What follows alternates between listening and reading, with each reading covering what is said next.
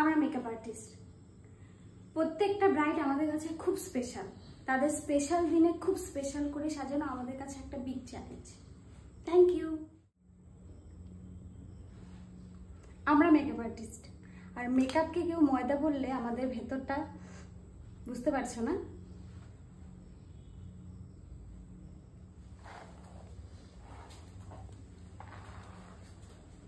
আমরা makeup artist, ঘন্টার পর ঘন্টা দাঁড়িয়ে কাজ করে আমাদের কোমর পিঠ সত্যি অনেক ব্যথা হয়, কিন্তু কাউকে বলতে পারি না। মেকআপ আর্টিস্ট সবাই ভাবে যে খুব ইজিলি কাজটা হয়ে যায়।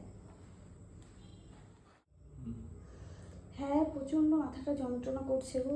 আচ্ছা আচ্ছা, ঠিক আছে, আমি ঠিক টাইম মতো পৌঁছে যাব। আমরা মেকআপ আর্টিস্ট, নিজেদের যতই শরীর খারাপ থাকুক না কেন, ক্লায়েন্টের সঙ্গে যখন আমরা একটা ডিল করি তখন অবশ্যই আমাদের শরীর খারাপকে উপেক্ষা করে ঠিক টাইম মতো ব্রাইডের বাড়িতে পৌঁছে যাই। আমরা মেকআপ আর্টিস্ট, দিন শেষে যখন টাকাটা হাতে পাই, কাজের টাকাটা, তখন সমস্ত ক্লান্তি সব দূর হয়ে যায়।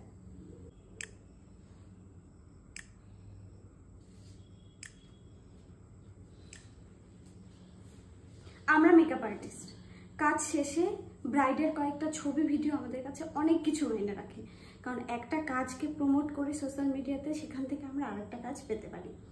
Thank you.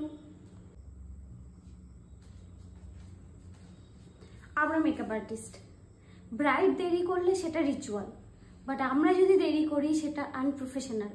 টাইম মতো আসতে পারে না, মেকআপ আর্টিস্ট প্রফেশনাল না, আরও অনেক কিছু ব্লা ব্লা। আমি মেকআপ আর্টিস্ট জিয়া পাল, আজকে একটা ছোট্ট ভিডিও করলাম তোমাদের সকলের জন্য। আসলে আমার এই কথাগুলো বলার একটাই উদ্দেশ্য যে মেকআপ আর্টিস্টরাও কষ্ট করে, তাদেরও কষ্ট হয় কাজ করতে ঘন্টার পর ঘন্টা দাঁড়িয়ে। বাট অনেকেই ভাবে মেকআপ প্রফেশনটা খুবই বাজে আর খুবই স্বল্প সময়ে অনেক টাকা আর্ন করে, সেটা একদমই না। প্রোডাক্টের টাকা থাকে, নিজস্ব খাটনি থাকে, সব কিছু মিলিয়ে একটা হজবরল ব্যাপার। পিঠ ব্যথা, ঘাড় ব্যথা, কোমর ব্যথা, সেগুলো সবার সাথে শেয়ার করা যায় না।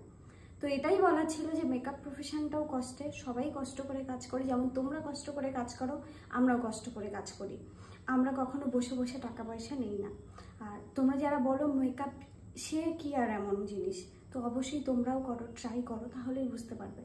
Thank you. বেশি কিছু বলতে চাই না, আজকের জন্য এইটুকু। নমস্কার।